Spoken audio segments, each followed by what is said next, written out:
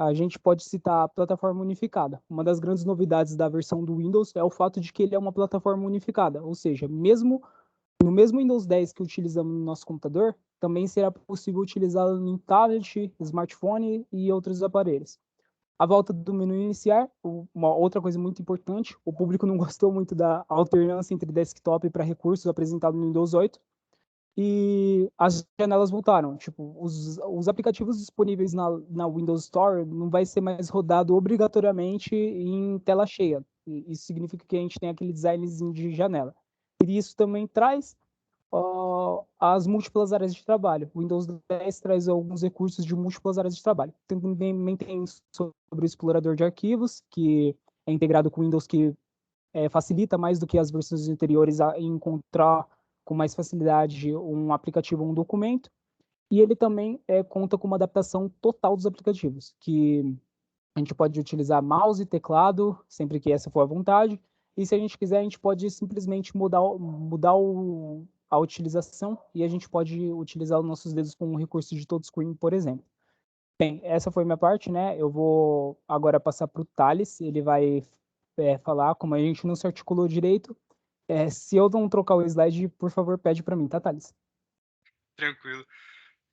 Boa noite, eu sou o Thales e eu vou falar um pouquinho do sistema de arquivos. Mas antes eu queria adicionar um ponto negativo do Windows, que é com impressora. Ele é péssimo com impressora.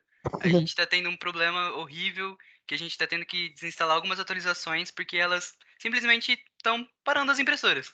Não imprime mais. É uma atualização que começa com K e termina com 65. Eu não vou lembrar o nome inteiro, mas é isso. Beleza, sobre o sistema de arquivos. O Windows ele faz uso dos sistemas de arquivos de FAT, NTFS, exFAT, Live File System e REFS. O último, que é o Live File System, ele é suportado e utilizável apenas no Windows Server 2012, 16, o Windows 8, 8.1 e o Windows 10. Pode passar, velho. Os dispositivos ou tecnologias extras que faziam uso dele em um sistema único. O Windows 10 ele chegou no mercado com uma proposta bem ousada, que era juntar todos os produtos da Microsoft em uma única plataforma. Além dos desktops e notebooks, a nova versão também equiparia smartphones, tablets, sistemas embarcados, o Xbox One e um Surface Hub e os óculos também de realidade aumentada.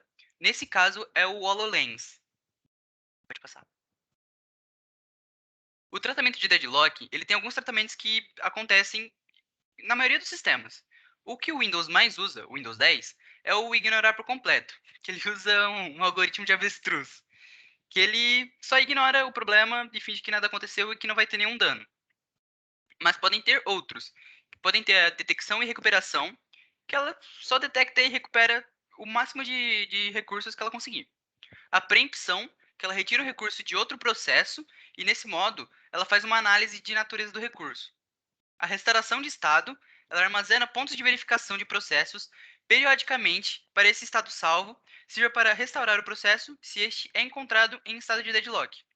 A eliminação de processos é uma forma mais grosseira e mais simples de quebrar o deadlock. Ela elimina o processo dos ciclos em deadlock. Assim, os outros processos eles vão conseguir seus recursos.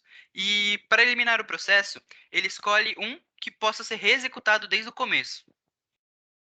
Tem como evitar dinamicamente que ela aloca. Ela faz uma alocação mais cuidadosa de recursos.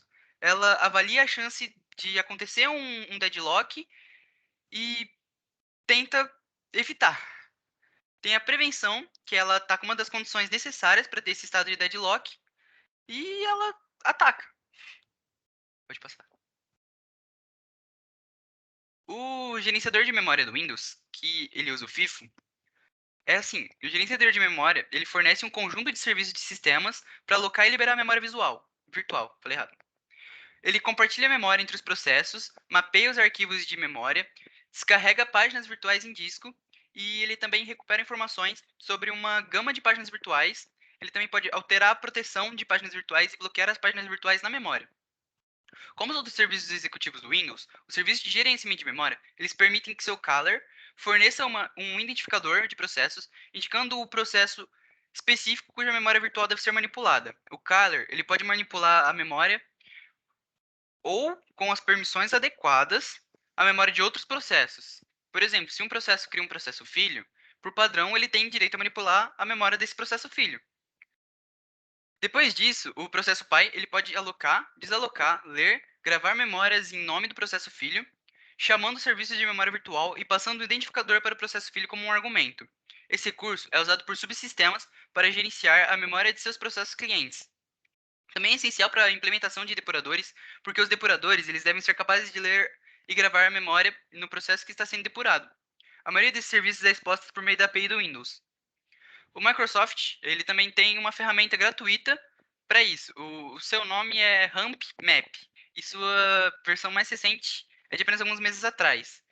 Esse serviço ele é compatível com Windows Vista, Windows 7, 8, 8.1 e o 10.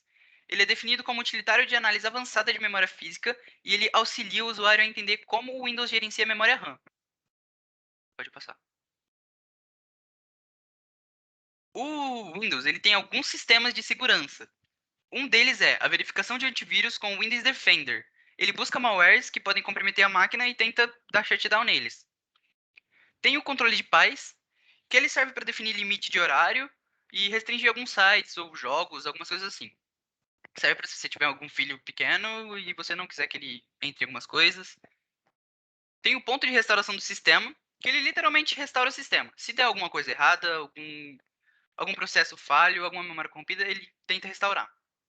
A integridade da memória, ele cria um local seguro dentro de um pedaço da memória do sistema e armazena essa informação que é mais valiosa. Tem um bloqueio dinâmico, que ele usa dispositivos emparelhados com o computador para saber quando você está ausente do seu computador ou não. É isso, esse foi o nosso trabalho sobre o Windows 10, meu e do Márcio. Se vocês quiserem fazer alguma pergunta.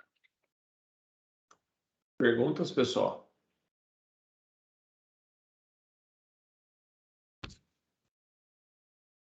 Não? Legal. Esse Desculpa aí, só do... falei muito rápido. fica sossegado. Isso aí não é problema. Professor, eu só Pô, não pode achei falar. muitas informações sobre o FIFO. O senhor poderia dar uma explicada melhor? Que eu não entendi muito bem como funciona. É um esquema de locação. First in, first out. Primeiro que chega, é o primeiro que sai. Então, na hora que ele for escolher uma página de memória, um pedaço de memória para guardar alguma coisa, o que ele faz? Ele olha, se por acaso ele está precisando de memória, ele olha qual a coisa que mais tempo ele não usa, que faz mais tempo que está lá. Entendeu? Coisa mais velha da memória. Aí ele tira essa parte velha da memória, coloca para dentro do HD para conseguir rodar o sistema. Aí fica mais rápido, né? Você Obrigadão, vai professor. jogando o programa velho, na verdade. Então, por exemplo, você tem 3 programas abertos. Você abriu o Word, abriu o Excel e abriu o jogo. O Word foi o primeiro que você abriu. Se ele precisar de mais memória para o jogo, ele tem que fechar entre o Excel e o Word. Ele tem que escolher um deles. Ele pega o mais velho, pega ele e coloca na memória. Entendi. Beleza, professor. Obrigadão, viu? De nada. Só um comentário, basicamente, tudo que vocês falaram, eu vou falar no meu. Isso não tem problema. Como assim? Sim, não tem problema. Fica tranquilo. Entenderam? Alguma dúvida? A gente vai ver o algoritmo de escalonamento. Eu tenho as aulas lá, a gente vai ver toda bonitinha, toda essa parte de algoritmo de escalonamento de memória. Vocês vão entender melhor. Ok? Perfeito, professor. Obrigado. Eu que agradeço. Próximo grupo do Chrome OS. Quem que é? Eu. Luana. E o Lender. Isso, ele também. Luana aí? Lender. Lana e Lênia. Lenner. Jonathan Lenner. Estão liberados. Isso é virado? Já. Deixa eu só. Cadê? Pera. Ué. Não tá aparecendo aí em cima para você? Tá aparecendo. Só vai ser você me apresentar agora, só que eu não tô conseguindo compartilhar a tela aqui. Ele não tá como apresentadora, teoricamente. Não aparece para você um quadradinho, uma setinha lá e tem lá compartilhar a tela? Aparece que não tá indo. Alice. É porque eu tô pelo Chromebook, então eu não tô conseguindo apresentar aqui. Pera.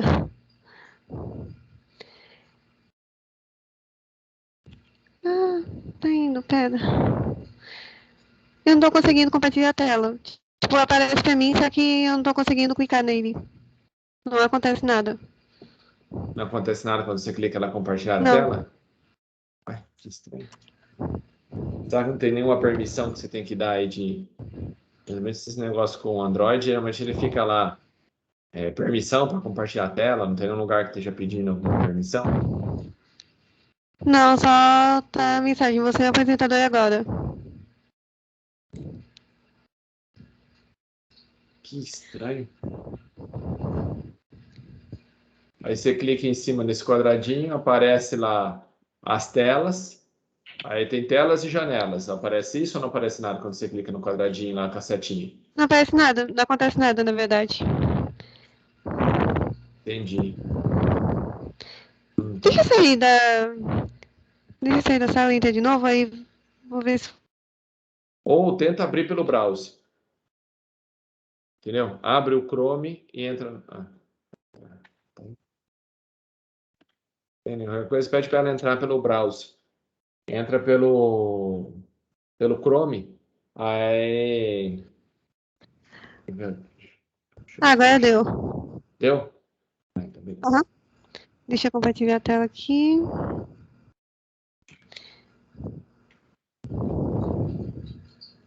Dá pra ver? Dá. Liberado. Tá chique. Certo. Deixa eu só.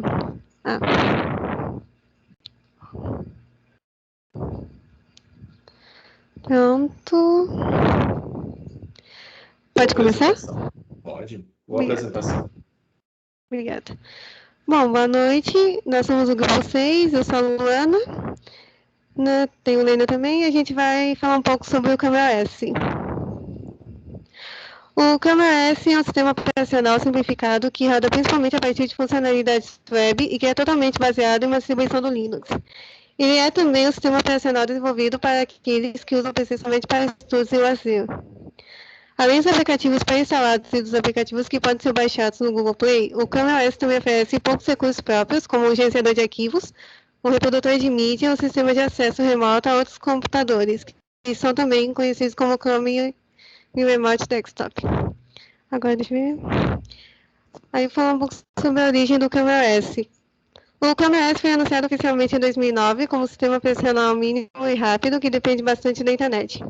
O seu código-fonte, que também é conhecido como ChromeOS, e a base para o ChromeOS também foram revelados em novembro de 2009 para desenvolvimento e manufatura de acesso. Os primeiros notebooks que rodavam ChromeOS de fábrica chegaram em 2011 com modelos da Acer e da Samsung, que foram batizados de Chromebooks. A partir daí, o termo passou a designar qualquer laptop feito em parceria com a empresa Google e, ao longo dos anos, outros fabricantes como a LG, o Lenovo e a Asus, além da própria Google, também lançaram suas próprias versões.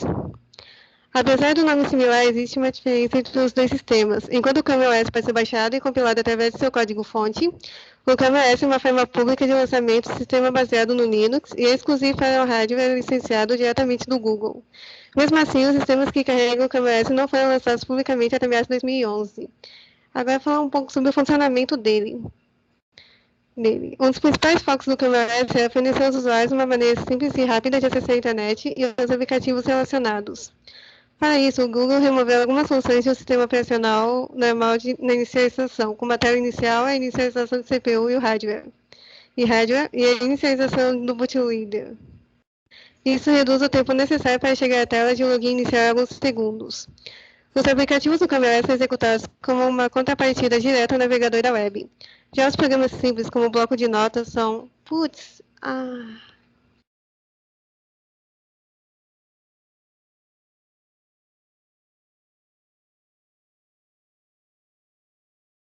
Lá, pessoal, que acho que deu algum pauzinho. Vamos voltar já. Mas tá indo bem. Ela falou mesmo que acho que o Teams dela tava dando problema. Vai tentar Vamos ver se voltar. volta aqui. Tava indo super bem. Coisas da Microsoft.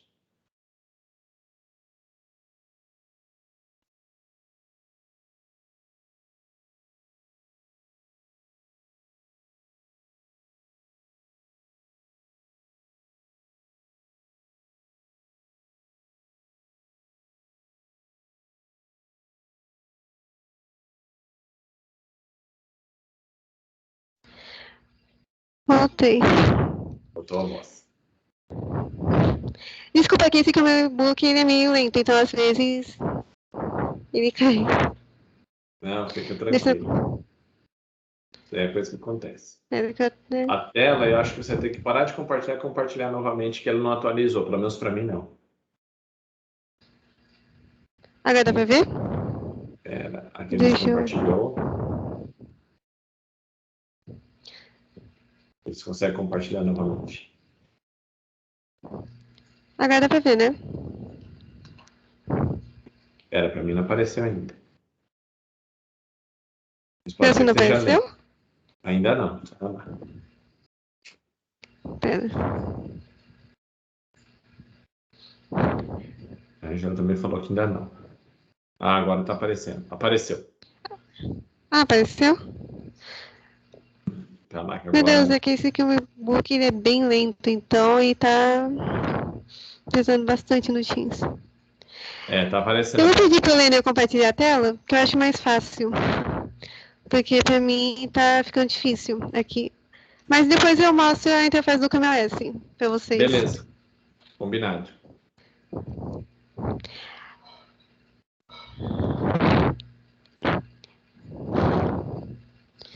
Deixa eu só...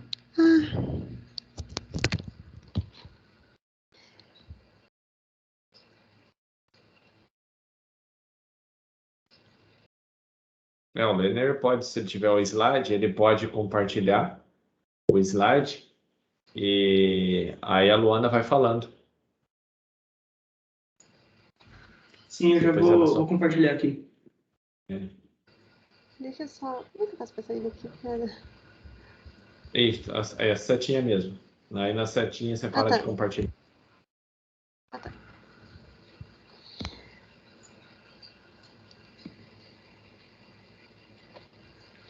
Droga.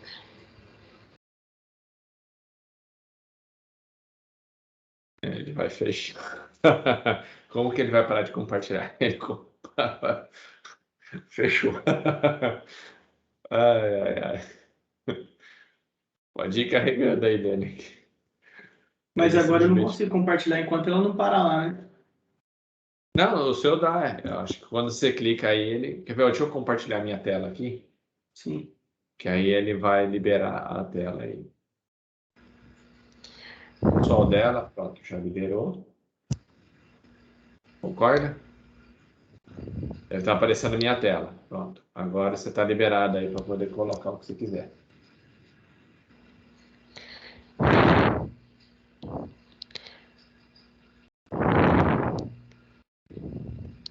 Rodar o Teams junto é sacanagem no Chromebook.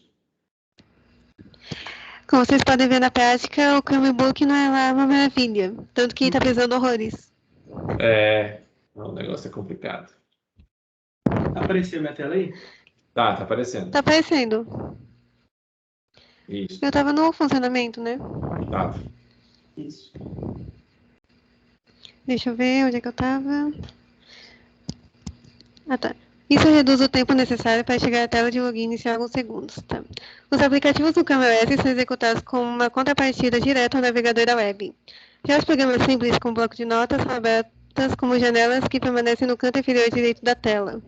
Quanto aos arquivos que normalmente seriam abertos por programas instalados, como o leitor de PDF, por exemplo, são suportados por aplicativos da web integrados que são fornecidos por desenvolvedores da internet. Aí pode pular lá para o próximo. Vou falar um pouco sobre o kernel Linux no CameraOS. O kernel é o componente principal de um sistema operacional Linux e a interface central entre o hardware e os processos executados pelo computador. Ele estabelece a comunicação de sistemas, gerenciando recursos com a maior eficiência possível.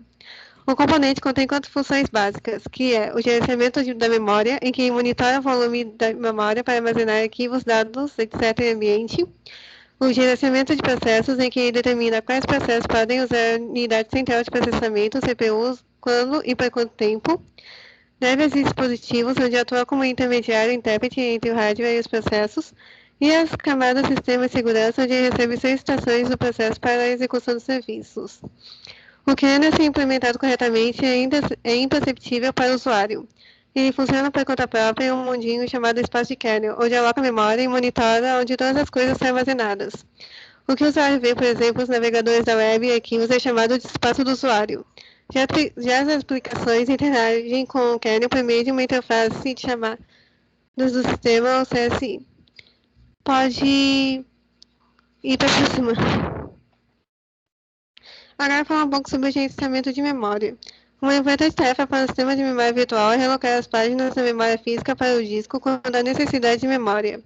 Os primeiros sistemas Unix realizavam essa realocação fazendo swapping do conteúdo de processos inteiros de uma só vez, mas os Unix de hoje baseiam-se na paginação, na movimentação das páginas individuais de memória virtual entre a memória física e o disco. O sistema de paginação pode ser dividido em duas seções. Primeiro, algoritmos de políticas, que decide que página gravar no disco e quando fazê-lo. Em seguida, o mecanismo de paginação, que realiza a transferência de páginas dados de volta para a memória física quando se tornam necessárias novamente. O mecanismo de paginação suporta a paginação tanto em partições e dispositivos de troca dedicados quanto em arquivos normais, muito embora o swapping para arquivos seja significativamente mais lento devido ao custo adicional provocado pelo sistema de arquivos. Aí pode ir para a próxima. Aí o último que eu vou falar é sobre o escalonador de processos. O kernel do Linux realiza o escalonamento de processos da seguinte forma. Cada processador core só consegue executar uma tarefa por vez e ele utiliza a técnica do time sharing, ou seja, como cada processador só executa uma tarefa por vez, o que o kernel faz é rotacionar os processos entre os CPUs disponíveis, determinando que cada processo utilize a CPU por algum tempo. Esse rotacionamento ou escalonamento é feito automaticamente pelo kernel, que se baseia nos dois tipos de tempos de processo de execução. O tipo convencional, que são os processos normais do sistema, e o tipo tempo real, que são os processos que precisam ser executados imediatamente. Obedecendo o escalonamento de processos. Normalmente são processos internos do kernel e recebem as prioridades de 1 a 99, sendo comum que seja representado pelo código RT, que é de real time. Aí agora o Lênin vai falar um pouco mais sobre os tópicos. Pode falar. Eu vou falar um pouco sobre o tratamento de entrada e saída. Os drivers são instalados normalmente, e a entrada e saída são bem parecidos com o sistema convencional. Apesar do Chrome OS ser um tipo de aplicativo web aprimorado, toda a entrada e saída é bem parecida com o sistema convencional. Os sistemas de arquivos. Todos os arquivos armazenados no Chrome OS são espécies de arquivos temporários, que se mantêm apenas enquanto o sistema está em uso. Após isso, os arquivos são armazenados automaticamente em nuvem.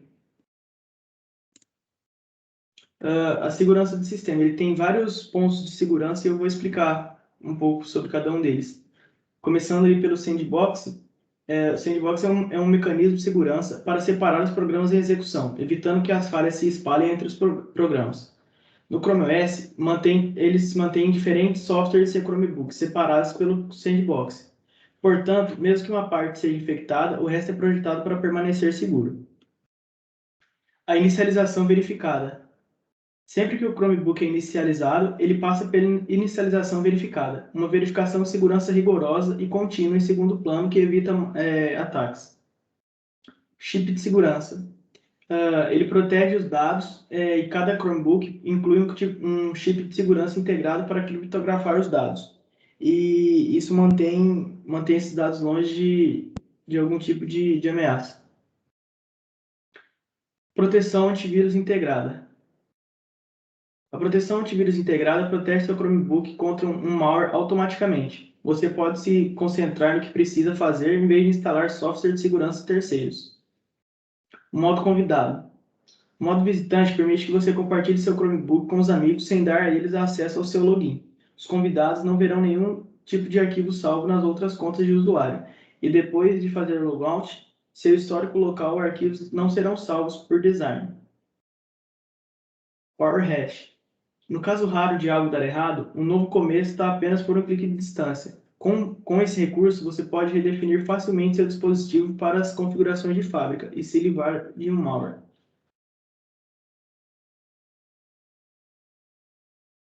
O tratamento de deadlock. O Chrome OS ele tem duas formas principais de lidar com o deadlock. Uma delas é a restauração de estado. Na restauração de estado, ele armazena os pontos de verificação dos processos para que esse estado salvo sirva como ponto de restauração. Quando o processo se encontra em deadlock, ele realiza a restauração. E tem uma forma que é um pouco mais simples, que é a eliminação de processo. Ele basicamente vê qual dos processos que está causando deadlock e elimina esse processo. Dispositivos ou tecnologias extras. Chrome OS funciona como uma espécie de Google Chrome mais completo e amplo, se concentrando nos serviços da empresa para tornar a experiência mais simples e prática. Toda a integração do serviço do Google é feita de forma simplificada. Suporte de plataforma. Apesar do Chrome OS ser o sistema operacional principal dos Chromebooks, os dispositivos também utilizam recursos presentes no Android para rodar aplicativos provenientes da Play Store. Com o lançamento do Chrome 93, disponível em beta atualmente, a Google pretende trazer também o Android atual para diversos aparelhos que utilizem seu sistema operacional, otimizado para computadores, tornando cada vez melhor o suporte multiplataforma. E as limitações da plataforma. O sistema operacional ele é bem diferente dos sistemas convencionais, como por exemplo o Windows ou o Mac, e isso de certa forma incomoda alguns usuários. O hardware é bem básico e defasado, para pessoas que são acostumadas com sistemas operacionais mais complexos. E uma das limitações também é a necessidade de conexão com a internet, porque como todo o armazenamento dele é feito em nuvem, ele sempre precisa estar conectado. E é isso, aqui tá algumas referências. Aí agora eu vou mostrar um pouco para vocês a interface do CameOS. Posso compartilhar a tela? Eu vou parar minha apresentação para você poder mostrar. Beleza. Eu só espero que o Teams não caia de novo.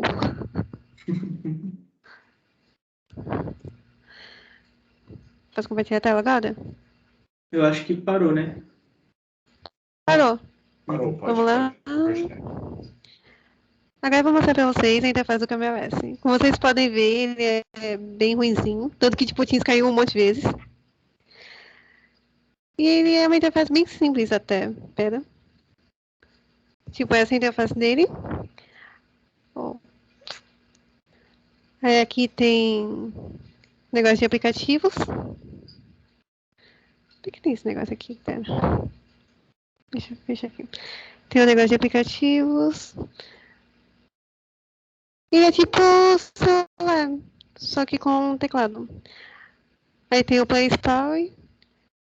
Espera aí que eu vou tentar abrir ele aqui. Por que ele tá abrindo? Ah, consegui. Aí tem o Play Store como celular comum. Só que como ele é da escola, então eles limitaram bastante os aplicativos. É só aplicativo para estudar mesmo. Mas se fosse tipo um Chromebook comum, teria todos os aplicativos que tem no Google Play. É que nesse caso ele é bem limitado mesmo. Tanto que, tipo, para usar o WhatsApp e as outras redes sociais, você tem que usar via web.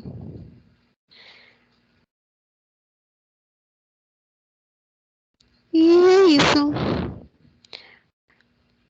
Alguma dúvida? Não sei. Deixa eu só sair aqui. Tinha salvado? Tem pessoa minha ou tinha salvado aqui? Esse Chromebook, pessoal, era uma versão, quando foi feito, né? Era um tablet de teclado, basicamente. Então, dependendo da versão que você. Normalmente, o processador. Você sabe qual é o processador que está rodando no seu aí? Não sei, eu não cheguei a ver. Ah, de Você novo sabe qual caiu. é o. Hã? Caiu de novo. Eu ia falar qual é o Chromebook dela.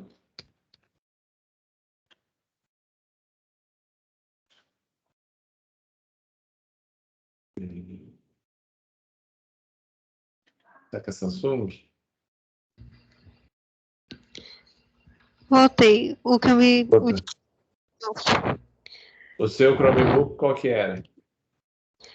É porque esse Chromebook, na verdade, não é meu, ele é da minha irmã. Ah, Da minha irmã, assim, a escola ofereceu esse Chromebook para eles terem aula online e tal. Tanto que, tipo, o sistema é limitado. entendi. Geralmente o processador que eles estão usando lá dentro, eles usam um processador no Microsoft, deve ser um Celeron, não sei se tem alguma etiquetinha da Intel nele. Tem etiquetinha da Intel, sim. Então, geralmente o processador que eles usam lá dentro é um processadorzinho Celeron. Seria como se fosse um PC mesmo. Umas instruções de PC normal. O Isabela, qual que é? O processador da Xuxa. Ele é bem simplesinho aquele Celeron. É bem ruinzinho, na verdade. Mas é um PCzinho bem simplesinho que ele roda um sistema operacional baseado em Linux em cima dele. Entendeu? Não é o mesmo Android. Então tem que ter cuidado aí, que aí o Chromebook é outra coisa. Ele não é Android, pessoal. A ideia deles é rodar as coisas usando a parte web somente. Então, a ideia de todo desse negócio aí era rodar só o browser, não era rodar mais nada. Por isso, tudo que você roda nele fica uma nojeira. Entenderam?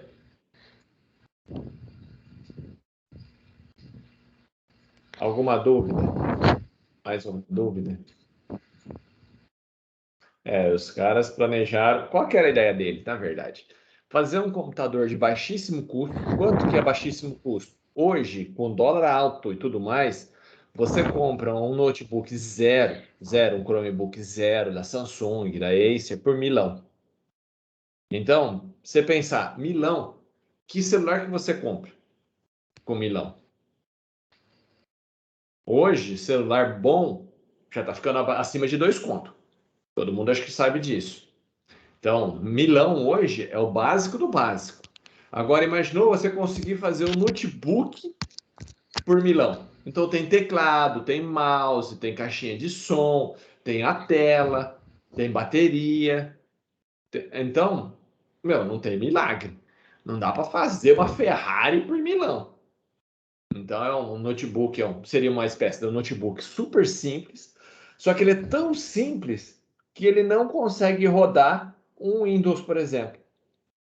Por quê? Porque o hardware é muito escasso.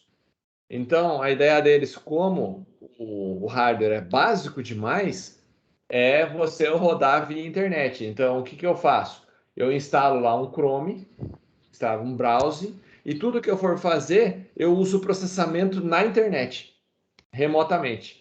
Então, eu abriria, por exemplo, um Office 360, se eu quisesse mexer um arquivo, abriria minha conta lá no Office 360 e digitaria meu texto, ele ficaria gravado lá na internet. A ideia não é nem gravar arquivos localmente, pessoal. Arquivos localmente, ele fica horrível também. Por quê? Porque ele tem espaço de armazenamento limitado. Ele, geralmente, o armazenamento dele é de 32 GB, só para vocês terem uma noção. O HD dele tem 32 GB. Então, qualquer celular, por mais porqueira que tenha hoje, zero, tem mais de 32. E ele só tem 32. Então, ele tem 32 GB e 4 GB de memória RAM, que é compartilhada com a placa de vídeo ainda. Então, quer dizer, ele tem pouca memória RAM, quase nada de HD. Então, não dá para você ficar gravando um monte de coisas nele, instalando um monte de tranqueira nele. Você salva o básico ali dentro desse Chromebook e a ideia é que você tenha uma conta na internet, Google Drive ou OneDrive, e lá dentro você coloca os seus dados. Entenderam? Sim, sim. Por isso que ele não tem processamento poderoso, porque ele a ideia é ser baixo custo mesmo. Ser bem baratinho para fornecer. Muitas escolas compraram, vai fornecer para o aluno. Com dinheiro de um computador ele compra 10. Então ele atende 10 alunos. Ah, mas atende de maneira, sei lá, bem ruim, mas consegue. Geralmente o que a pessoa vai usar? Vai usar a internet só, vai abrir um browser e vai ficar acompanhando a aula. Isso ele faz. Ele não, como que ele fica ruim? Se você tentar igual a Luana tentou ali, colocar um Teams, porque o Teams é pesado. Sim, Aí ele vira uma nojeira, sim. vira uma anarquia. Tanto que quando a minha irmã teve aula online, eles usavam só o Google Meet só. É, para não carregar nada, só usar a internet. E no Google Meet você pode falar, perguntar para ela que ela vai falar que era normal, ela assistia a aula. Sim, tipo, ela consegue fazer tudo normal com esse Camblybook. Ela consegue entrar no WhatsApp, consegue entrar no Discord, consegue brincar, consegue estudar. É, É não, ele porque esses funciona. Teams aqui eu só instalei só para apresentar mesmo. Ele só fica lento. Se você for inventar de usar uma coisa muito pesada, ele é uma nojeira. Mas para o que ele se propõe a fazer, de usar as coisas que estão nele e usar o processamento pesado na nuvem, tranquilo, você consegue rodar de boa. Entenderam? Sim, sim. Alguma dúvida?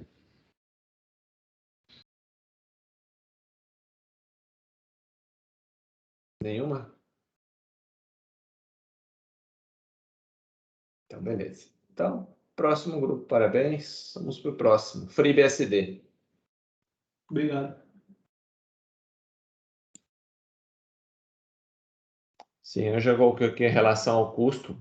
É um custo-benefício. O custo-benefício é muito bom. E você vai lá, vai ver, você gasta pouco e faz muita coisa. E isso é bem legal.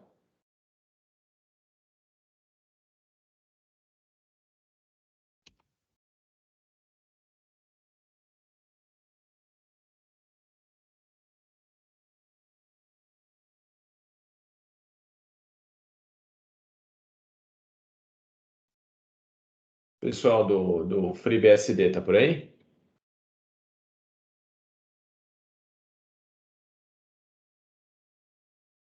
Eu acho que não. Apple e iOS, estão aí? Eu tô. Não sei se meu Então, parceiro tá aí. então seria o Victor. Tô aqui também. Ah, então.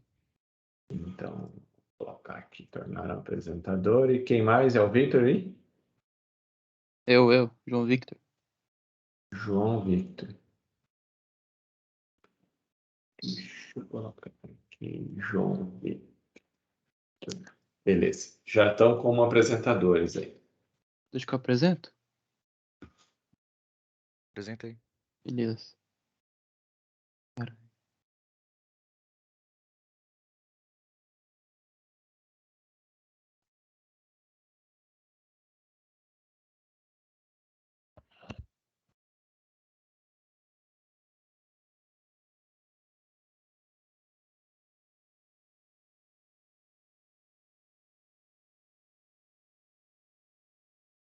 Tela. Achei. Boa. Show. Só um instantinho só antes de vocês começarem. Pera lá, só porque eu tô tocando companhia aqui em casa. Um minutinho só. Tá bom.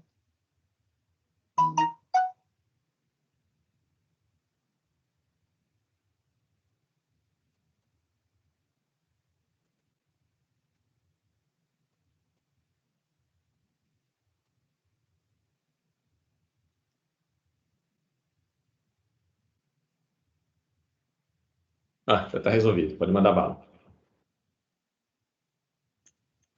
Beleza.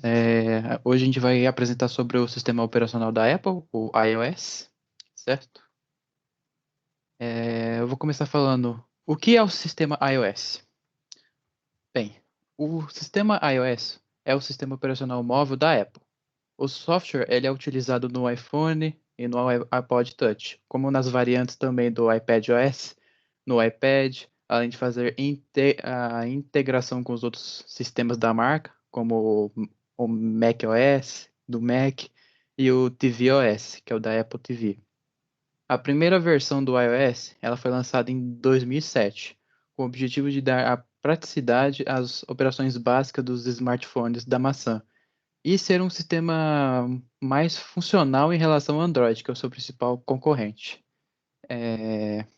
Quem que criou o sistema iOS foi o Scott Forson, em 1969.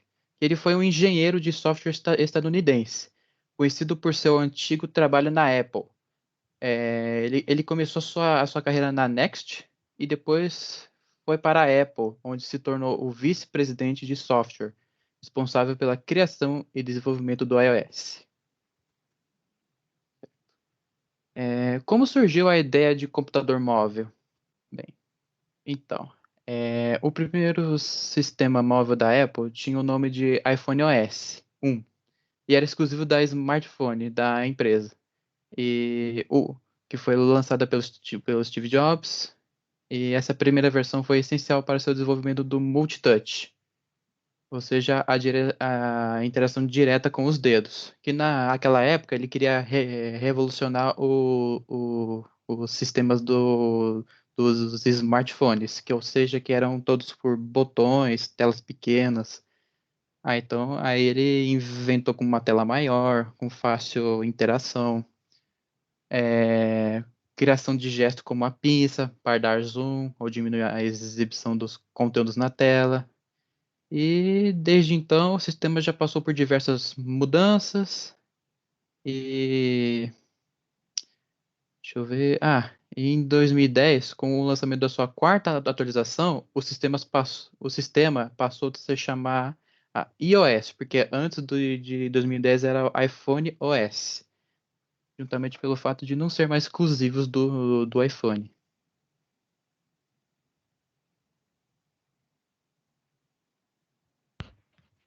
Bom, eu tava mutado, desculpa. Eu vou falar um pouco sobre o funcionamento do sistema, começando com o gerenciamento de memória.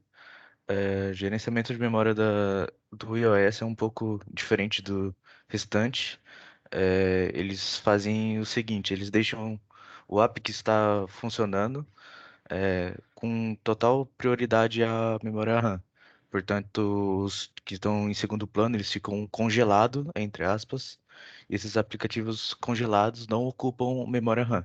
Portanto, você pode ver que alguns iPhones com baixa memória RAM conseguem ir de frente com algum smartphone do Android, da Xiaomi também, e por aí vai. Eu vou falar sobre agora o escalonamento. O escalonamento é realizado através de um algoritmo de múltiplas filas, com a realimentação dessas filas. Porém, elas são divididas em grupos. No caso, os grupos são o normal, prioridade das aplicações normais do usuário, sistema, prioridade das aplicações do sistema, kernel, reserva para threads, espaço de kernel, e tempo real, threads nas quais a prioridade está baseada na necessidade de reservar uma fração pré-definida do ciclo de clock. E o tratamento de entrada e saída, o João falou que o professor falou que Eu não como que sei, eu é? não tinha ideia. Eu não sei se Então a era gente a ficou um pouco entrada externa ou era a entrada e saída de sistema. A gente ficou meio confuso. Não, um pouco são. perdido sobre isso. Geralmente a entrada e saída ali que eu estou falando é entrada e saída mesmo, assim, tipo, comunicação, ele tem Bluetooth, o que ele tem? Tudo é dispositivo de entrada e saída. Bluetooth, wireless, entendeu? Como que você se comunica? Ah, Entendeu? Tudo isso os, tem entrada e saída. Som, tem som estéreo, tem som mono, tem Bluetooth, tem wireless, entendeu? Bom, os celulares da Apple têm o Bluetooth, eles são wireless, com certeza, por conta do Bluetooth, já dito. Ah, nossa, essa parte eu vou ter que falar de cabeça porque eu realmente estava muito perdido sobre isso. Aí eu acabei não conseguindo achar muito. É, Bom, me desculpa por isso, mas eu acho que eu vou ter que pular, senão eu vou acabar me engasgando sobre a entrada e saída. Se eu achar, eu falo por último, sem problema. Bom, eu vou prosseguindo. O tratamento de deadlock, eles fazem assim como, se eu não me engano, eu acho que o do Android, que é o algoritmo de avestruz, onde eles deixam passar, onde eles não utilizam nenhum outro sistema para prever o deadlock e acabar evitando. Eles só deixam o sistema funcionar até que pare. E, bom, o sistema de arquivo do iOS é organizado de forma hierárquica por razões de segurança, onde os aplicativos são colocados numa sandbox, que resumidamente é uma área separada que elas não podem ser executadas junto com o sistema é, dentro do hardware. Aí evita a entrada de algum vírus ou a comunicação entre esse aplicativo que pode ser pode conter um vírus com o hardware inteiro. Eu acho que é isso, a minha parte. Agora eu vou falar um pouco da segurança, que pode ser. Esse slide estava, passa para outro. Passa pro outro, beleza. Só é pra dar uma ideia como é que era. Ah, sim. O sistema de segurança, a gente pode utilizar o iCloud, que é basicamente onde armazena o conteúdo dos celulares. Então, significa que toda a informação ela pode ser disponível em outras plataformas, como a Mac, a, a Apple, a Apple iOS e a Mac. Assim,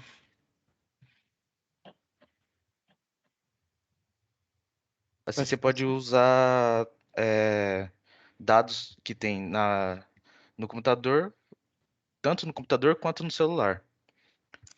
Além disso, a gente tem os aplicativos nativos, como o One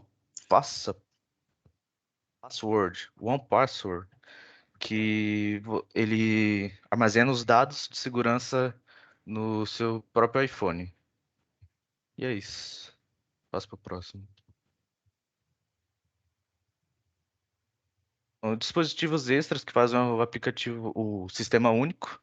Eu vou falar da sistema antivírus, quer dizer, eu já falei do sistema antivírus, que seria a Sandbox, que evita o vírus entrar em contato com o próprio hardware e o sistema que tem dentro dele. Temos a Siri, que é a assistente virtual, implantada no iOS. E ele tem uma comunicação boa com o Mac, de Mac para iOS. Além disso, temos o navegador Safari e o sistema Office da Apple. Passa. Boa. Sobre a interface do iPhone com o usuário, assim, daí é para a gente ter uma boa noção que o iPhone ele tem uma interface muito mais limpa e muito mais fácil com mais facilidade de uso, com aplicativos mais simples, assim, em visual. Tem a ajudante de voz, a Siri, caso o usuário ele não consegue ter contato com a tela. E qualquer pessoa consegue utilizar esse aparelho. É muito fácil de ser utilizado. O novo celular que foi lançado pela Apple é o iPhone 13, que veio com novas atualizações, por exemplo, a DR Intelligence 4, que basicamente ele faz alguns ajustes na foto, onde você pode ver, onde o software refina a imagem da foto, por assim dizer. Tem também o chip A15 Bionic, que foi considerada a mais rápida entre os smartphones. A tela é de 120 Hz. Desculpa. A tela é de 120 Hz, com uma resposta mais rápida, com certeza. E a melhor bateria entre os iPhones, chegando a durar mais 1 hora e meia do que comparado aos outros. Eles não são comparados aos Android, que duram bem mais. Ah, mas tem que falar bem, né? Tem que falar bem, né? Então tá. Sobre o Apple Watch, que também ele utiliza um sistema baseado no iOS, ele é um sistema ainda mais compacto com alguns aplicativos que já vêm do iOS, ou seja, são totalmente semelhantes do iPhone e os únicos dispositivos que utiliza são esses relógios, que é o sistema WatchOS. É o único celular que utiliza o sistema operacional WatchOS.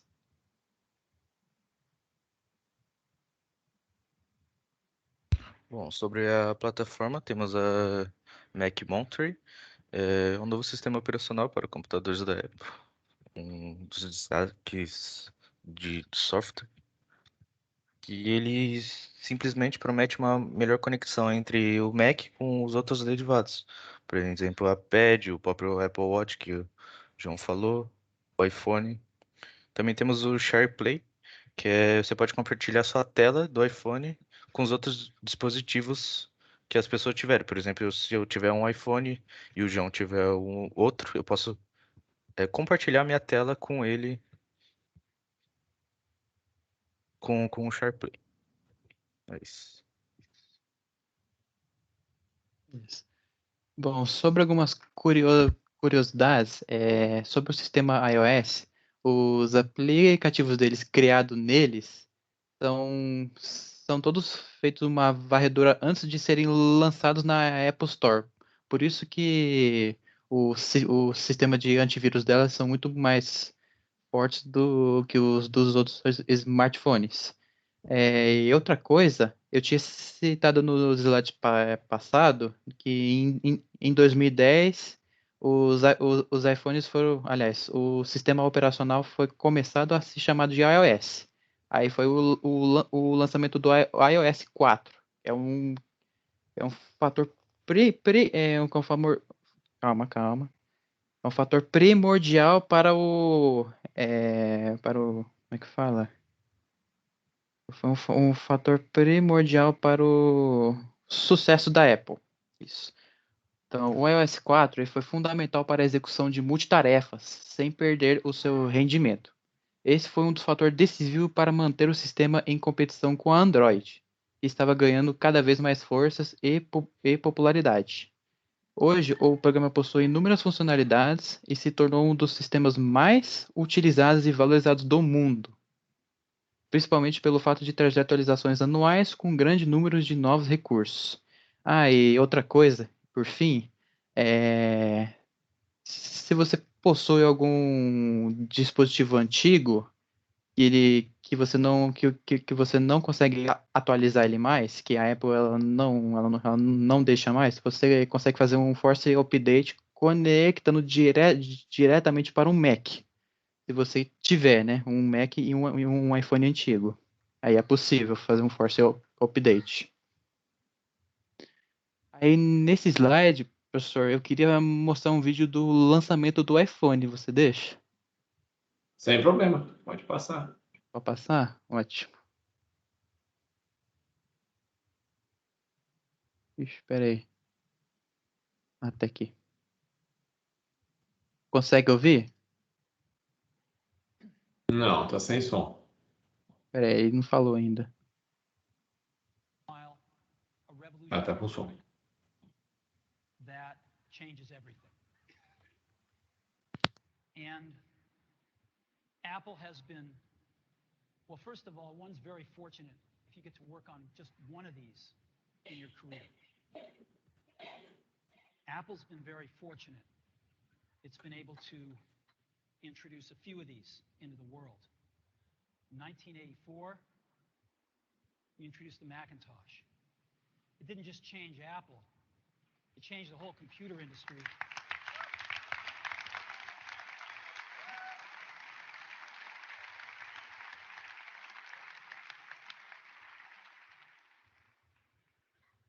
2001, we introduced the first iPod. And it didn't just change the way we all listen to music. It changed the entire music industry. Well, today, we're introducing 3 revolutionary products of this class. The first one is a widescreen iPod with touch controls.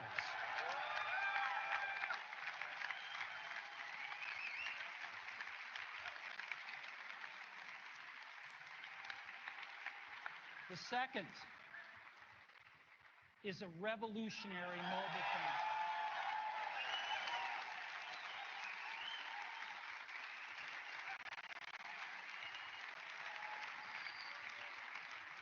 And the third is a breakthrough internet communications device. So, 3 things: a widescreen iPod with touch controls, a revolutionary mobile phone, and a breakthrough internet communications device. An iPod, a phone, and an internet communicator. An iPod, a phone. Are you getting it? These are not 3 separate devices. This is one device. And we are calling it iPhone. Today, Apple is going to reinvent the phone. And here it is.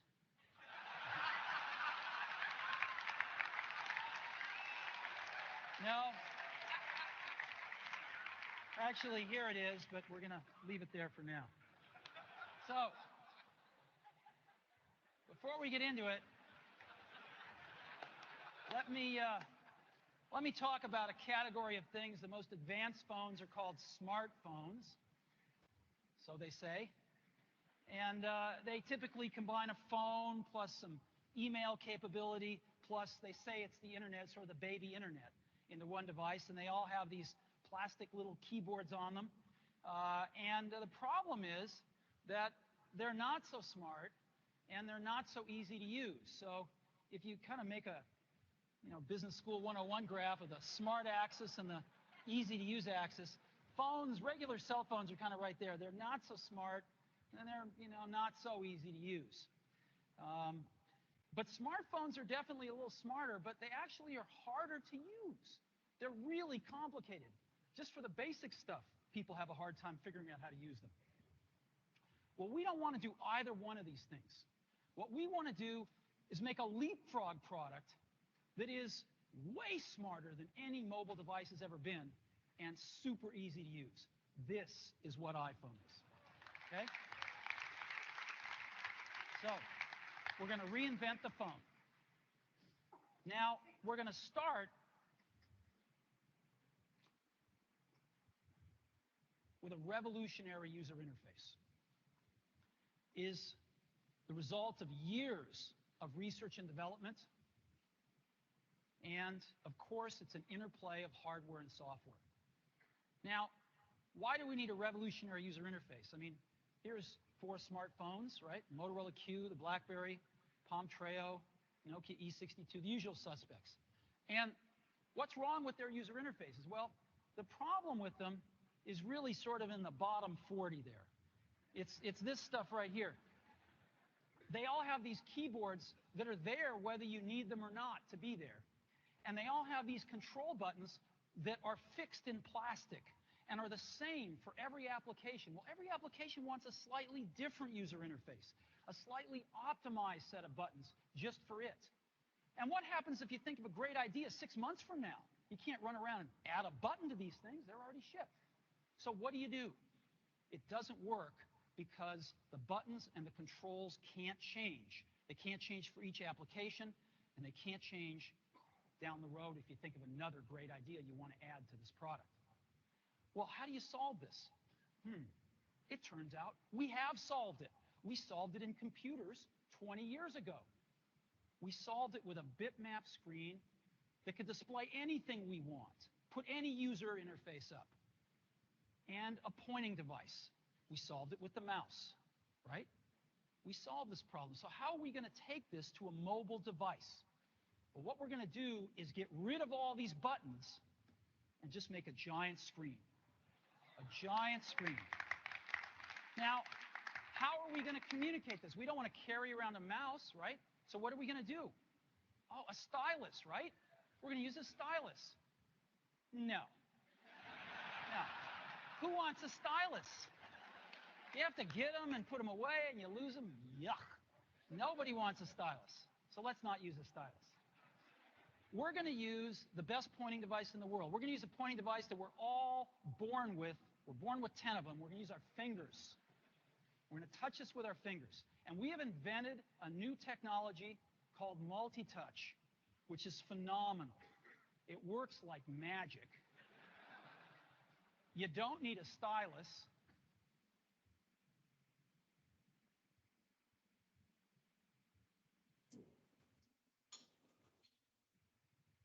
E é isso, professor.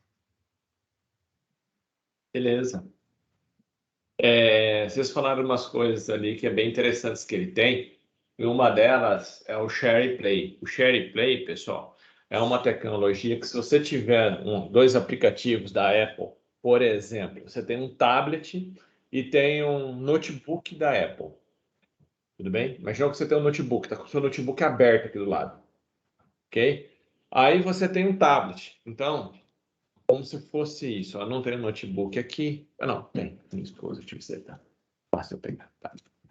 Ó, imaginemos que você tem um notebook aqui, ó. E aqui você tem um tablet. Ele pode estender a tela do seu notebook para o tablet. Então, a tela daqui, ó, continuar aqui. Então, você não precisa comprar outro monitor se você tem um tablet, por exemplo. Você pode usar o seu tablet como segundo monitor. Entenderam a ideia? Sensacional. Então, mas como que faz isso? Desde que ele esteja na mesma rede, ele vê o login que está nas duas máquinas, ele consegue pegar a tela de um lado ou o seu mouse e jogar para o outro. Então, isso que é legal. Você consegue compartilhar, pegar um arquivo que está lá e mandar para o seu PC, como se tivesse duas telas. Só que são dois computadores. São dois dispositivos diferentes. E ele consegue mandar coisa de uma do lado para outra. E isso que é uma grande legal, que é esse Share Play. Então, talvez vocês não tenham visto, mas é muito, muito legal isso daí. E você conseguir na hora arrastar com o mouse, está lá com o mousezinho, chique, passar para outra tela e vai lá para o seu celular. É topíssimo isso daí. Então, são coisas assim. Tanto que é uma coisa que foi copiada pela aquela chinesa. Não lembro o nome dela agora. Que tem um embargo americano.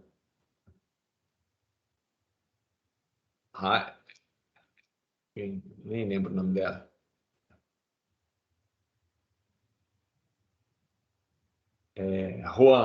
Huawei. Ela tem esse embargo, ela criou lá o sistema operacional dela, o Harmony, e o Harmony ele tem essa mesma ideia de ter dois dispositivos e você continuar usando ele como fosse uma segunda tela, etc.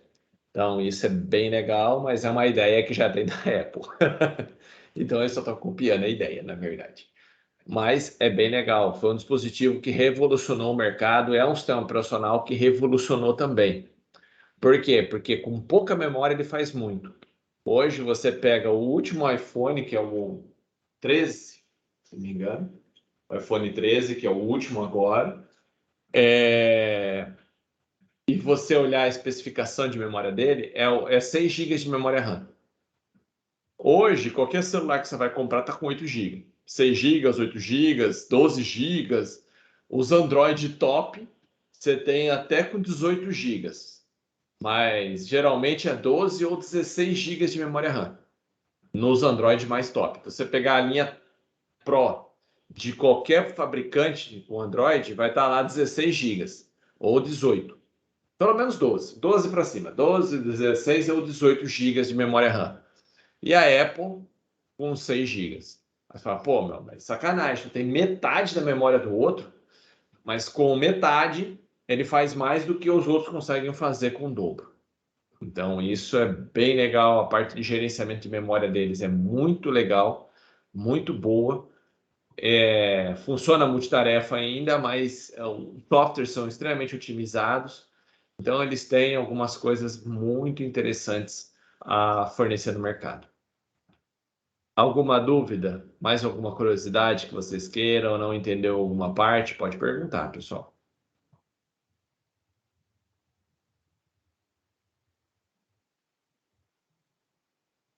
Nenhuma?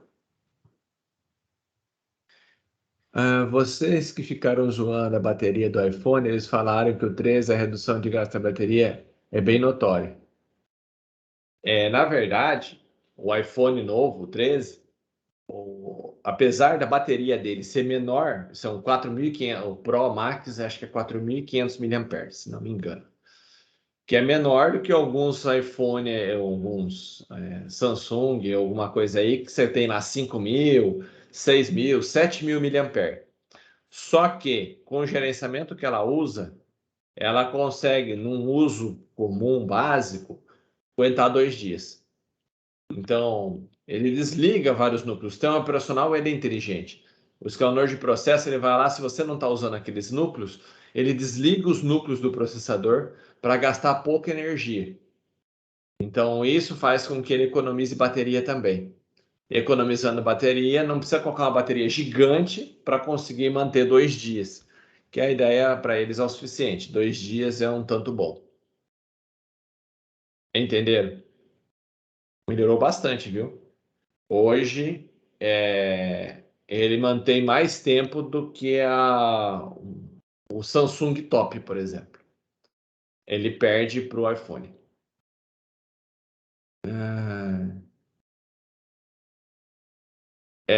Às vezes a pessoa usa o dia inteiro, mas mesmo que usar dia inteirinho, ele dura um dia. O dia inteiro ele aguenta, acho que 10 horas ou 12 horas, que é o planejado para ele rodar no dia, mesmo que o cara não desgrude do celular. Né? O cara não tem a vida social, passa o dia inteiro ali. Ó. Porque assim, você tá pro cara, o cara tá aqui. Então, nesse caso, ele é duro ainda bastante. Mais do que um Galaxy, mais do que qualquer outro dispositivo aí. Mais alguma dúvida, pessoal?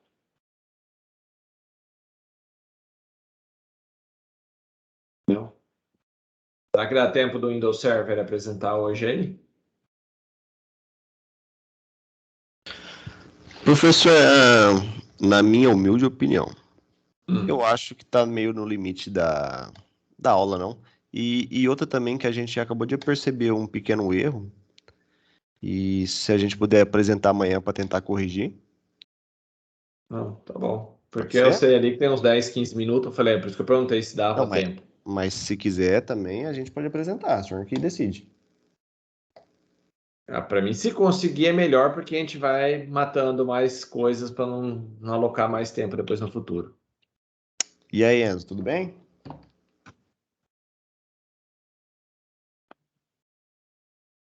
Então vamos lá, pau no gato. Então, pera lá, deixa eu colocar vocês dois aqui. Enzo, tornar apresentador. Pedir para E ele o José a também. Cadê você, José? tela. Olha lá. Tornar um apresentador. Alterar. Pronto. Já estão como apresentadores.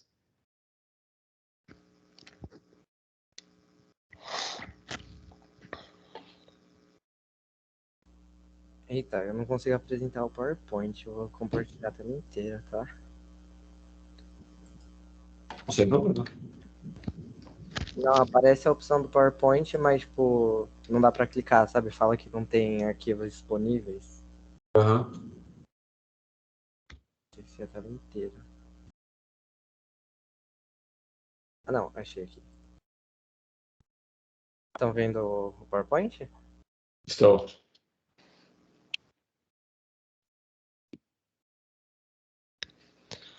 Vamos lá, então. E aí, gurizada, Boa apresentação. firme. Obrigado. Eu me chamo José Antônio e junto com o Enzo, meu amiguinho, vamos apresentar o Windows Server 2019.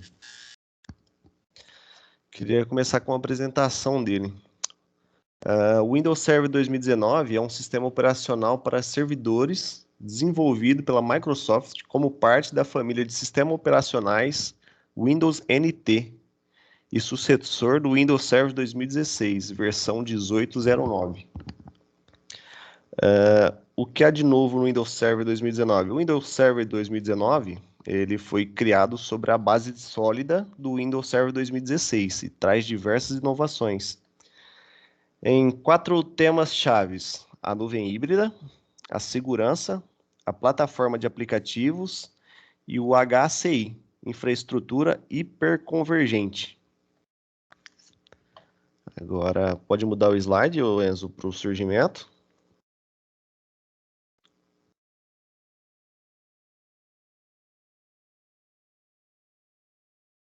Enzo. Oi, Muda. eu mudei, não foi? Não, aqui não. Muda aí pro seu amiguinho. Tava no surgimento aqui. Isso, agora sim. Rapidinho. Vamos lá. O surgimento dele veio através das versões anteriores da família NT, né? Uma curiosidade... Espera aí só um minuto, tá chiando o microfone. Isso. Uma curiosidade é que o Windows NT foi considerado o primeiro sistema operacional do Windows de fato. Ele foi lançado pela primeira vez pela Microsoft em 1993, com o objetivo principal de fornecer mais segurança e comodidade aos utilizadores de empresas locais e lojas. O meio corporativo, né? Pois a versão do Windows disponíveis até então não eram suficientemente estável e confiáveis. Aí no ano seguinte, em 94, veio a versão NT 3.5. E mais tarde, no ano de 2005, no ano de 95, a versão 3.5.1. Depois veio a versão de 96, o Server 0.0. 4 anos depois veio o surgimento do Windows 2000. E depois disso foram lançadas as versões 2003, 2003 R2, 2008, 2008 R2, 2018 a R2 e a 2016. Chegando então na versão do Windows 2019 Server. Aí passamos agora para a parte do funcionamento. Eu passei, foi? Ou não? Não, para mim pelo menos está travado. Isso, agora sim. Vamos lá então. O Windows Server 2019 é o sistema operacional que conecta ambientes locais com serviços do Azure, permitindo cenários híbridos que maximizam os investimentos existentes. Ele também aumenta a segurança e reduz os riscos comerciais, com várias camadas de proteção integradas ao sistema operacional. Ele permite que os desenvolvedores criem aplicativos nativos nas nuvens e modernizam seus aplicativos tradicionais usando os containers e microserviços. O sistema tem uma plataforma exclusiva de data center híbrida, melhor tempo de resposta, inovação mais rápida para aplicativos, infraestrutura hiperconvergente, o HIC, aprimorada, migração e réplica de armazenamento, nuvem híbrida e segurança, centro de administração do Windows e interação ao Azure. Agora a gente passa para a parte do algoritmo de funcionamento. Beleza. Pelo que a gente conseguiu pesquisar, o algoritmo usado no Windows Server é o mesmo que já vinha sendo usado nas versões anteriores, desde o 2018 até o 2016. O algoritmo é esse que a gente pode ver no slide. E essa foi uma das partes mais complicadas que a gente conseguiu pesquisar. Então a gente não sabe se de fato essa informação é verdadeira. Aí a gente passa para a parte de sistema de gerenciamento de memória, foi o que eu falei para o senhor sobre a parte que a gente acha que encontrou um erro. Espero estar certo, mas acredito que não. Vamos lá. Autoridade de sistema local. Aí tem então o serviço NetLongo, que permite compartilhar informações com outros DCs. Essa replicação ela é feita de forma segura entre os DCs. O serviço SAN, o gerenciador de contas de segurança.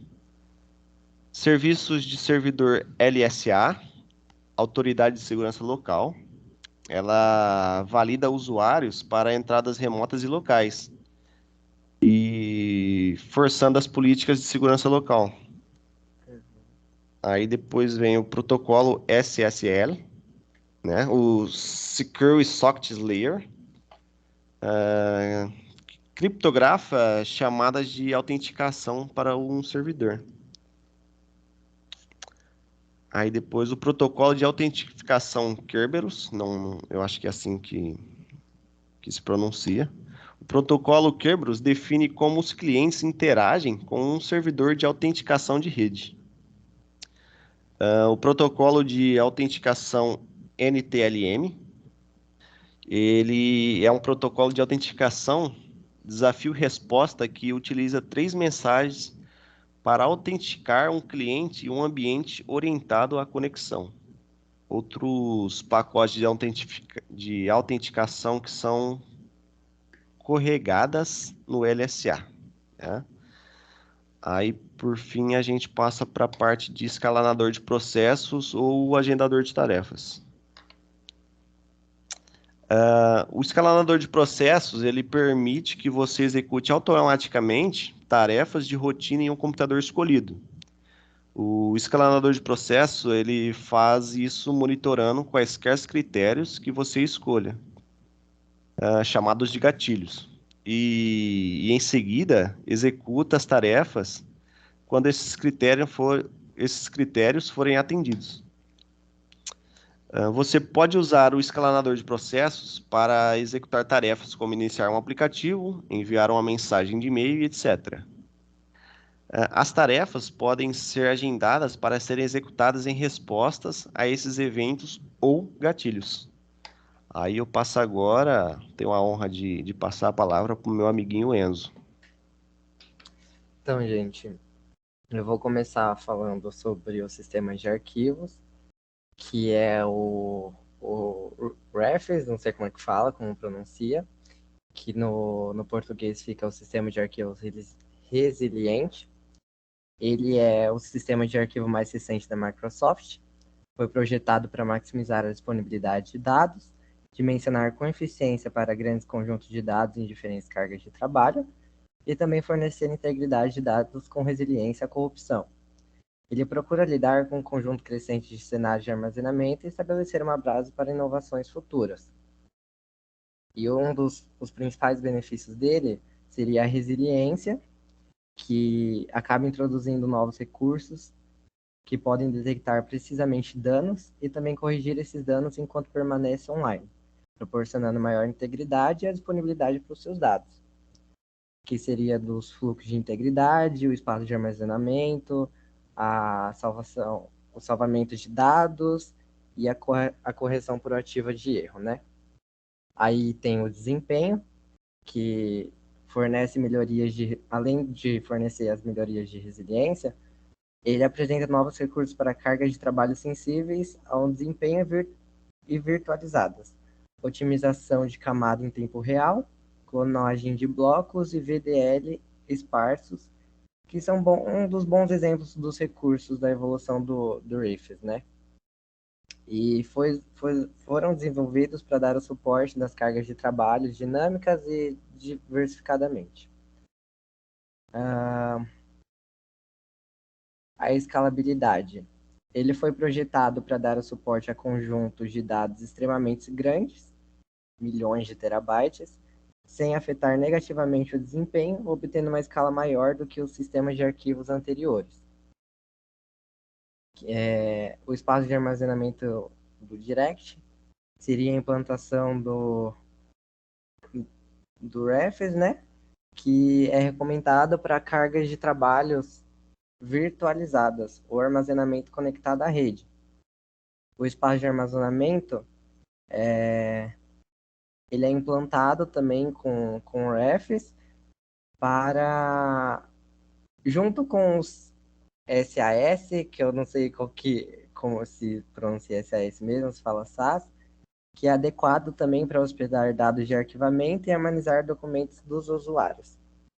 O discos básicos, ele é mais adequado para os aplicativos que implementam suas próprias soluções, disponibilidade e resiliência de software. E o do backup é mais adequado para aplicativos de hardwares que implementam suas próprias soluções de resiliência e disponibilidade também. Sobre a segurança do sistema, mais uma das novidades do Windows Server, que de certa forma já era esperada, foi a melhoria das medidas de segurança, justamente para proteger os sistemas operacionais de servidor do data center. Foi implementado um conjunto de recursos de prevenção de intrusões de host, chamado ATP do Windows Defender. A produção avançada contra ameaças do Windows Defender é um produto de segurança da Microsoft projetado para ajudar as organizações de classe empresarial a detectar e responder às ameaças à segurança. O ATP é um recurso de respostas investigativa, preventiva e pós-detecção do Windows Defender. Os recursos ATP são padrão em muitos pacotes anti-malware de alta tecnologia. E eles incluem o gerenciamento de ameaças e vulnerabilidades, que seria um inventário de software e é executado em terminais em tempo reais. Essas informações são usadas para detectar, priorizar e mitigar vulnerabilidades de segurança relacionadas a aplicativos instalados e patches ausentes.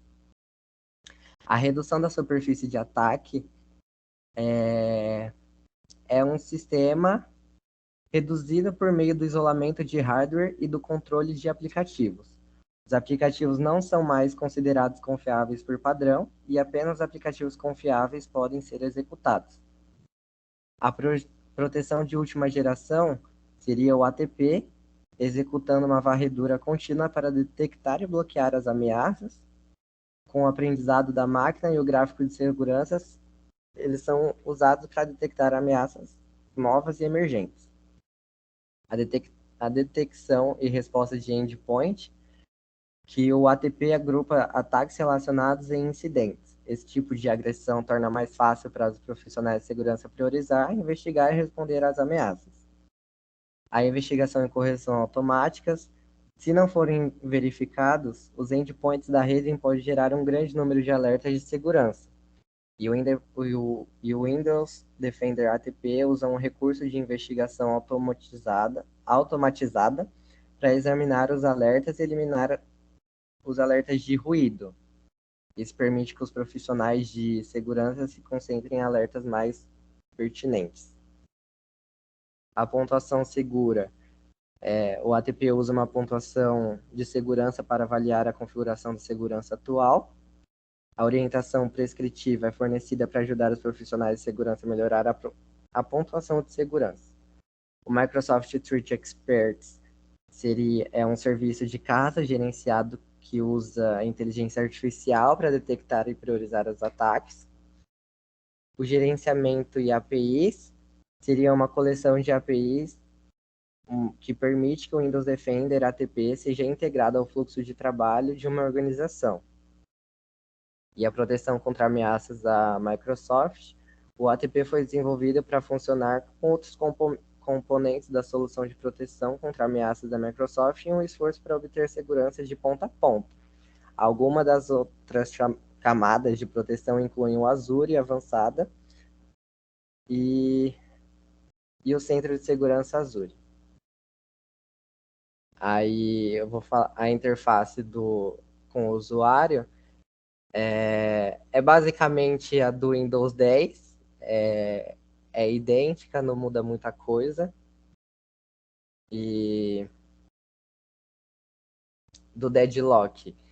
O deadlock ele é gerado quando dois ou mais processos tentam acessar o mesmo objeto, aplicando locks nesse recurso. Sendo assim, esses processos tentam realizar a mesma ação ao mesmo tempo, no mesmo objeto, e o processo fica aguardando o outro remover o lock para continuar a operação. Um exemplo seria o processo A aplica um lock na tabela cliente para realizar um update, e o processo B também aplica um lock na tabela cliente para realizar um delete, ao mesmo tempo do processo A. Sendo assim, o processo A fica aguardando o processo B terminar o delete e remover o lock para continuar. E o processo B fica aguardando o processo A terminar o update e remover o lock para continuar.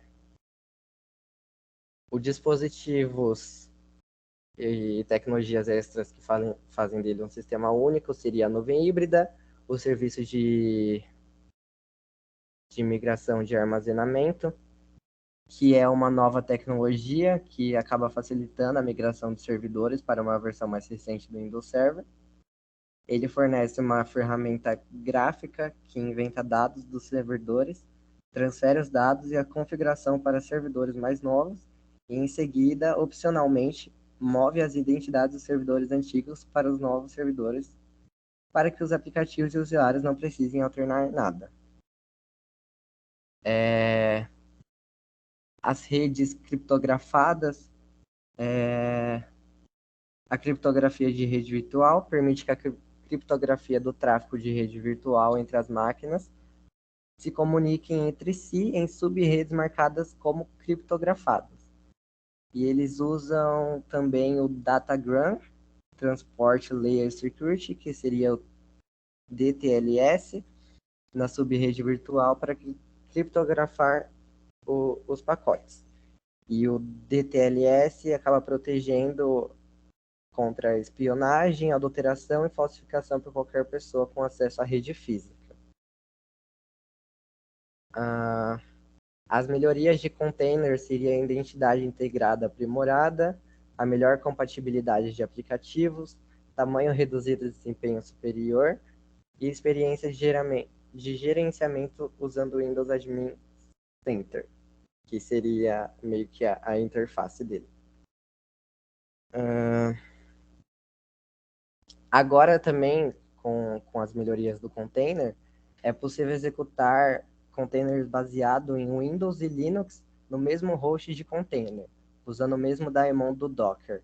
Isso permite que você tenha um ambiente de host de container heterogêneo, ao mesmo tempo que fornece flexibilidade aos desenvolvedores de aplicativo. E o transporte de fundo com atraso extra baixo é um provedor de controles de congestionamento de rede otimizado para latência, projetado para fornecer largura de banda automaticamente para usuários e aplicativos, enquanto consome toda a largura de banda disponível quando a rede não está em uso. Essa tecnologia é usada na implantação de atualizações grandes e críticas em um ambiente de TI, sem afetar os serviços voltados para o cliente e a largura de banda associada.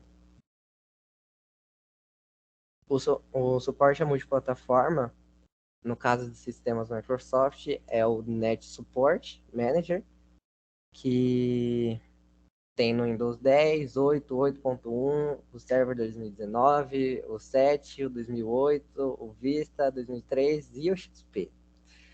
Ele também oferece suporte legado para os Windows 2000 e os anteriores. E o Net Support Manager oferece total integração com ambientes Team e Zero Client, além da compatibilidade com ambientes multipoint, multisite e de área de trabalho virtual dos fabricantes Wise Technologies, Microsoft, HP e etc. E um dos recursos chaves disponíveis para todos os dispositivos Windows seria localizar, conectar com todos os sistemas através da LAN, WAN e pela internet, suporte para processadores de 64 bits, comunicação transparente entre sistemas protegidos por diferentes firewalls, usando o componente Net Support Internet Gateway, que acompanha o pacote, utilitário de implantação remota totalmente integrado, e só. É isso. E aqui tem os sites de referências que achamos do nosso trabalho.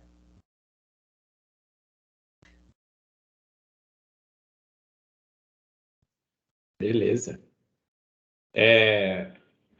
Esse sistema operacional, pessoal, qual é o interessante nele? É um sistema da Microsoft que não foi feito para o usuário comum.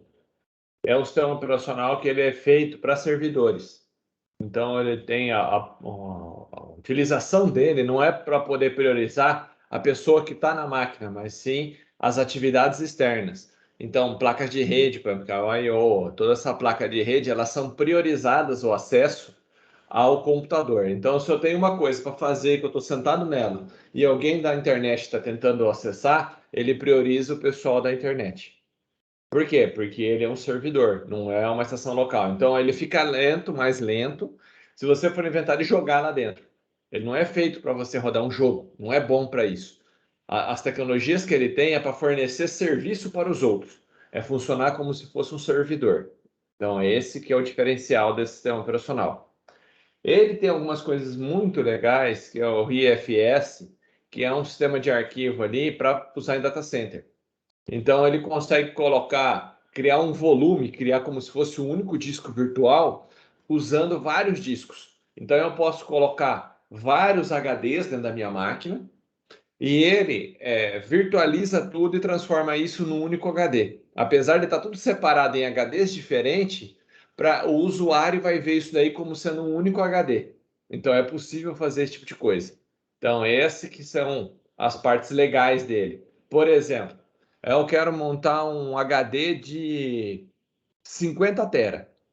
Não existe um HD de 50 tera para vender. Então, como é que eu vou fazer um HD de 50 tera?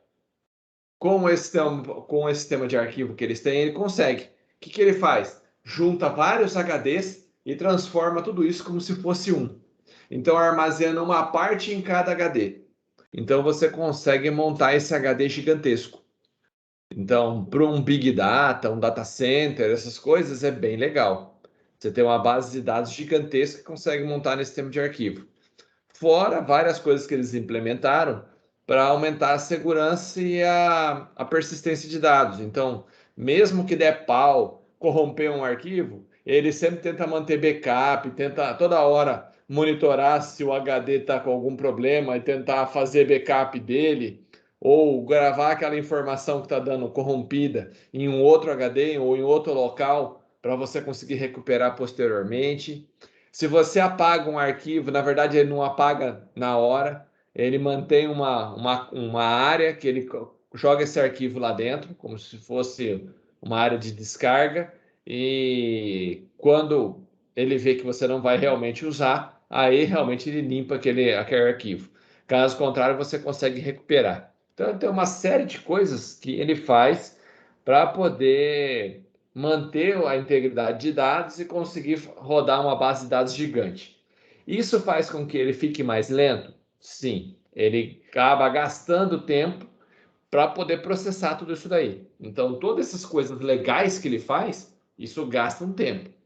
Só que tem tantas otimizações para fazer acesso a dados que aí ele consegue ganhar velocidade.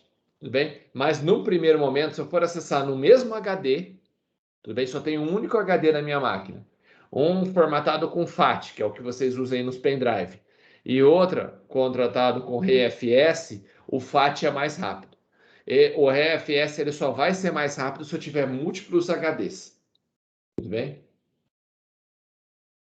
O Enzo, eu falo embolado, que estou nervoso, então peço perdão. Não, fica sossegado.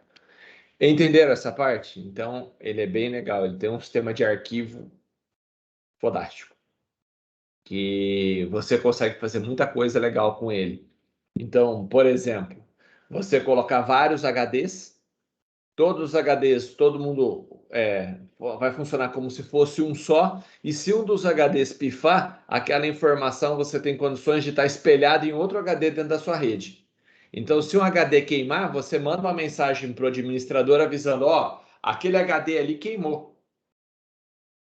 Aí você vai lá, substitui o HD, a hora que ele colocar um HD novo novamente, ele pega a informação que ele gravou em outro local e descarrega de volta. Então, o sistema é nervosíssimo. Então, ele é feito realmente para servidor, para fazer, montar nuvens. Então, essa é a ideia desse sistema operacional. Você consegue ter máquinas virtuais lá dentro, rodar o Windows, rodar Linux lá dentro. Então, compartilhar um hardware que você tem que é extremamente poderoso e rodar mais de um sistema operacional ali dentro. Então, basicamente é isso. Ele é um servidor de serviço. Então, você pode, um exemplo do que você pode fazer um data center, pegar uma máquina... Oi, pode falar. Desculpe interromper, mas a nossa aula começa daqui a 5 minutos, a próxima já. Não, eu não vou nem fazer chamada. A chamada eu já fiz aqui. Eu peguei uma lista de presença. Para quem precisar sair, está liberado. Mas só vou acabar de comentar. Então, dá para vocês pegarem um data center e instalar vários sistemas operacionais lá dentro do sistema. Então, isso é bem legal. Pessoal, até amanhã, se Deus quiser. Depois eu faço a chamada aqui. Eu já peguei a lista de presença. O Zardo falou que ele trancou o curso que você tinha chamado o grupo do FreeBSD, né? Uhum. Ele falou que era dele e ele pediu para avisar que ele não vai apresentar porque ele chegou a trancar o curso. Ah, beleza. Tá bom? Tá bom, obrigado. Beleza, então. Boa noite, professor. Até amanhã. Valeu, obrigado. Valeu, Renatão. Obrigado, hein? Boa noite. Valeu, falou. Falou. Ótima noite para vocês.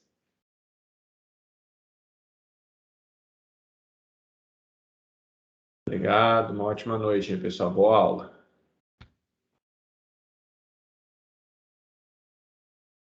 Até. Professor. Escutando? Eu tô. Boa noite, professor. Até mais. Obrigado, para você também. Até mais. Valeu.